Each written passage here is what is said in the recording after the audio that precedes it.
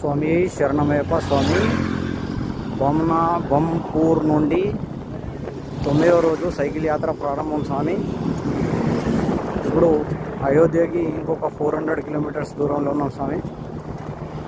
ఈరోజు కూడా నిన్నటి మాదిరిగానే 128 కిలోమీటర్స్ వెళ్ళడానికి ప్రయత్నిస్తున్నాం స్వామి. రేవాలో ఈరోజు స్టాప్ అయ్యే అవకాశాలు ఉన్నాయి స్వామి.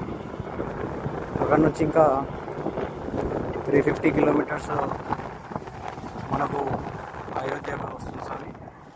స్వామి శరణమయ్య కన్యాస్వామి.